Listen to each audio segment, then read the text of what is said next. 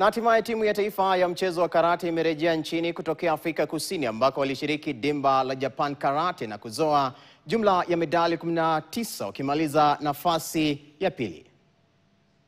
Na game ilikuwa poa na kulingana na vile tumejirank pale Kenya tuko juu sana. Yalikuwa mazito kweli. Hata kwa vijana hawa ile jukumu walilochukua kutoa nafasi waliochukua kweli walitia bidii. Tunaomba serikali tusaidie, endelee kutupa support, wachezaji wadogo waendelee kukuza talanta hapa nchini na nje ya nchi ili tuweze kukuza mchezo wa karate. Hii timu Kenya mwaka huu na wakati huu imekuwa ndio ya kufana sana.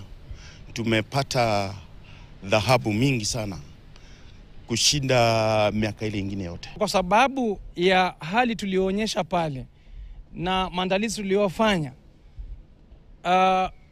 tukatuzwa na Afrika nzima ya kwamba Kenya itaandaa Next African Cup.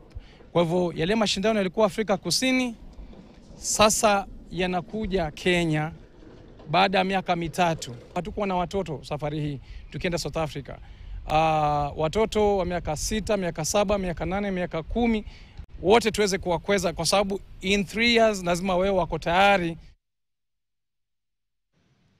Wakati Liverpool anavikwa ubingwa, humu ndani Rais anavikwa hasa wadhifa wa chama cha wahariri. Kongole zaidi Zubeda kwa kuweza kutetea wadhifa wako. Naitwa Davis Meria, kesho pia ni siku lala unono. Asante sana mtazamaji na asante sana Mberia.